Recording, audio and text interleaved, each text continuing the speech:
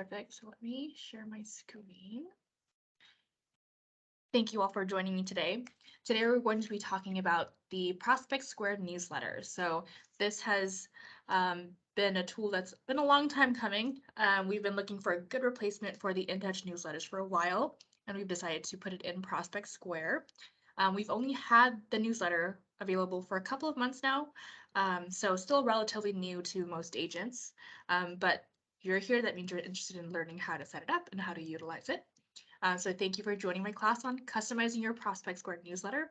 My name is Victoria Chung, and I'm your field marketing specialist out of the Sacramento Tahoe region. On our table of contents today, we will be talking about kind of the general setup, the option to add market stats, changing subject lines and welcome messages, selecting subject property to feature. We can also add with this newsletter local content, and I'll show you how to opt out as well. So the newsletter setup is pretty simple. You will only need to set up these steps once, unless you wish to change the setups in the future, but you only need to set it up one time to make sure it's going to the right people with the right market area, and then it will continue to do so going forward. You can, of course, change it at any time. The first thing you'll want to do is to make sure you have contacts in Prospect Square. So this is a little confusing because you have your CRM, which is, for us, it's Engage.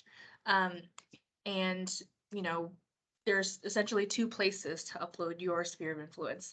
That would be your CRM and then Prospect Square, which is a separate entity of its own. But Prospect Square is the system that we use to send out automated emails. That's not to say your CRM can't do that either. It can, but it's a different kind of automated email. The ones in your CRM are usually things about Coldwell Banker, maybe some holidays, stuff like that. And Prospect Square, those automated emails are typically your Clients for Life campaigns, giveaways, right? All that fun stuff, the non-real estate stuff. And then we've added the newsletters, which are for kind of real estate and fun stuff as well. So you want to make sure your contacts are in Prospect Square if they aren't already. Then you'll want to create a group for newsletters if you choose to separate these from your Clients for Life group. So most agents have already in their Prospect Square a group called Primary Sphere. And they are the ones receiving the Clients for Life campaigns for the giveaways and the charity drives and all that fun lifestyle stuff. You can either send out these newsletters to that same group or create a separate group for newsletters, because usually how I usually tell agents is your Clients for Life, the ones that, you know, the people getting all these fun stuff and giveaways and gift cards, you want those to be kind of like a smaller circle of people, the people you actually know and like, and that will do business with you in the future one way or another eventually. So those, I usually say keep those to be a little bit more specific. And then these newsletters, they can go to anyone and everyone, right? Just cast a wide net for the newsletters because it's not, you know, gonna hurt your business at all. But you know, everyone's a little bit different. So whether you'd like to send the newsletters to everyone and or just to a specific group of people, that's fine too. Same for Clients for Life. Some agents like to send it to everyone that they know or have ever met online and in person, and that's fine too. So whether or not you want to send it to the same group or to a different group, just make sure you have whichever group you'd like in your Prospect Square so that you can send this newsletter to them. Now for assigning groups, first you'll want to log into Prospect Square via your desk. So you'll want to log into My CB Desk. That's step number one. Then when you click on Prospect Square, you will see a screen that looks kind of like this one here. So it'll say Prospect Square up at the top, and it'll have a menu of items on the left. At the very bottom, you'll see newsletter, which is indicated by the number 2 here. When you click on newsletter, it's going to populate something that looks kind of like this. And at the top, you'll see indicated by the number 3 is the newsletter settings. Now, once you open up those settings, it will pull up a pop-up box that looks kind of like this. You can't change too much on there for now. It's just going to give you the option to select which groups you want to receive it. It'll also give you the market area you want to include, but I'll show that on the next one. And then just make sure you save and close though afterward. And as far as the market section here, it's a little bit lower, right? So you'll want to, right underneath the groups that you select, there's a market area selection here, and you would just start typing in your county. Now, these are selected by county mostly. I haven't seen any that are specifically for cities. But here, this example has Salt Lake County, but you'll want to, for us, type in Sacramento or whatever county you belong to, and you'll be able to add that in. But again, don't forget to save and close up at the top. And then as far as customizing, you will need to make, excuse me, these changes each month if you choose to make them at all. So when we're talking about customizing, I'm talking about adding in local content. This would change, of course, from month to month because this month, for example, is August. So maybe right now you want to include something about back to school season or pumpkin spice season, whichever you prefer. And that's going to be different from next month's, which could be about Labor Day or whatever is going on in September. Um, Now, these changes can be made up to 5 days before the newsletter is sent out. And that sounds like a very small window, but Prospect Square does send you an email reminder that the newsletter is available for you to edit. So just keep in mind that 5 days before, so the Thursday before it goes out, then it's available for you to edit. And these Prospect Square newsletters go out the last Tuesday of every month, not to be confused with Clients for Life, which is sent out the second Tuesday of every month. As far as subject and intro message, just like in Clients for Life, you can change the subject line of the email and the welcome note that shows up. So all you need to do is click on edit under the image of the campaign, and then it will pull up this pop-up that will let you can change the newsletter headline and the content that's the welcome message that's in there. I do recommend changing the newsletter headline because that will help mitigate some of the spam, because this is an email blast system that goes for that works for all of Cold Maker agents. Sometimes there are some email systems that catch that 50,000 of emails had the same headline, so it kind of might flag it as spam. So I would recommend changing the headline whenever you can, just personalizing a little. Maybe add your name in there so they know that it's not spam or automated, even though a little bit is automated. And then in the bottom text box here, you can add in a custom message. So do the same here, add a personal message. It really helps to add that extra layer of touches with your clients, right? Adding a personal message will make it sound a lot more personal, and that you actually have something to say that's not just, give me your business. As far as featured properties go, you can add up to 6 featured properties. It can be your current, active, or under contract listings. They will appear there automatically, but if you'd like to add any, all you need to do is click on the Add Property button, and you will be able to select a property as well. So select properties that you think your SOI would like to see. You might not be able to find a mix that appeals to everyone, so try to pick properties that appeal the most to most people, like price ranges that fall into, their kind of area. Like you probably, at least here in Sac Tahoe, I wouldn't be sharing listings that are, 5 million and up. Most of the clientele here aren't in the market for that kind of home.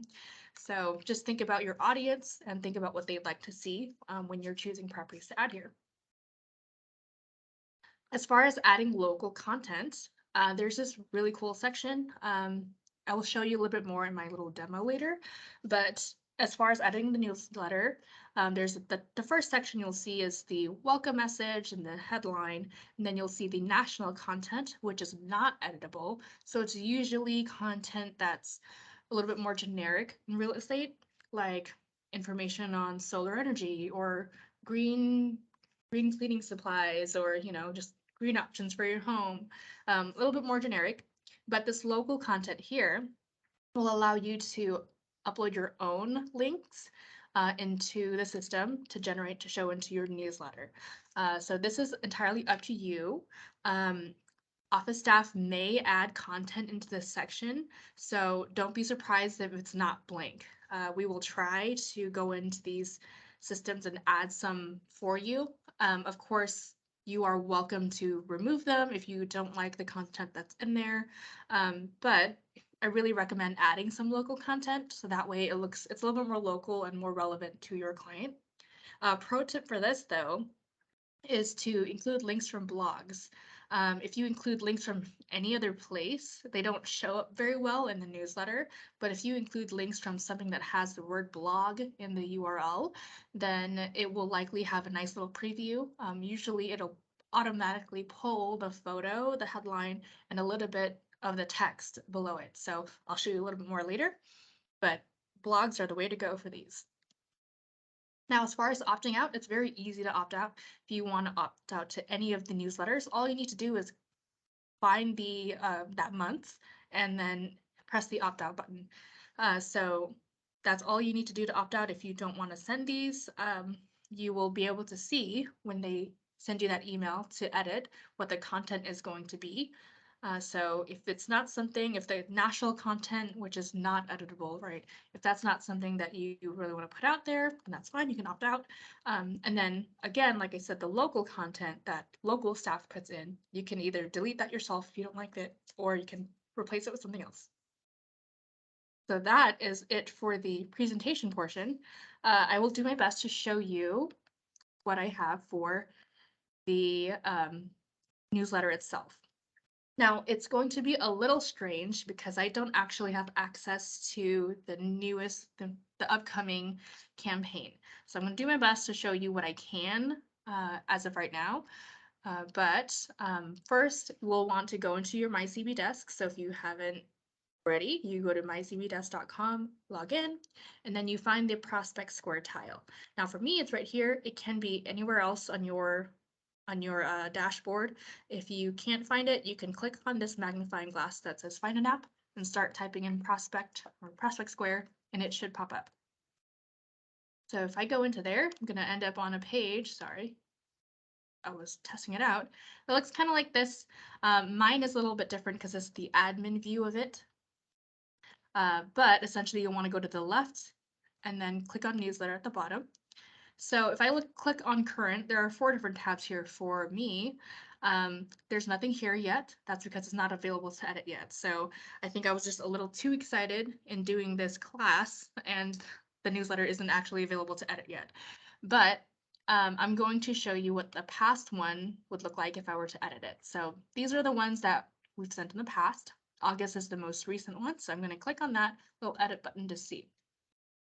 So for you, what you will see is that you will be able to change this headline here. This is the subject line of the email. You will also have a section to add an intro message, which I can show you a little later as well. As you can see here, this is the national content section. Now it includes 3 blogs or blog articles, and it's not editable, so I can't try to delete this if I tried to. As you can see here, when we go scroll down, you can see that there's local content, and this is where you would put any local blogs or blog links that you'd find.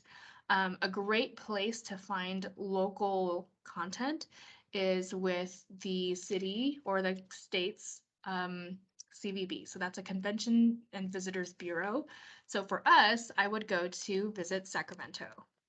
So obviously I've done this before. So I go to Visit Sacramento blog and I'm going to pull up the blog for Sacramento. So the city's event site would have a great resource for finding what's going on, right? Because they are in charge of all the fun stuff that's going on in the city. So new Sacramento art installation, Spirit Wings invites you on a path of discovery. So let's see this one. This one looks like it's a little art installation in Old Sacramento. So maybe I'd like to feature this. So all I'm going to do is click on the article, and then I'm going to copy this link up here at the top. I'm going to go back to my newsletter and paste it in here.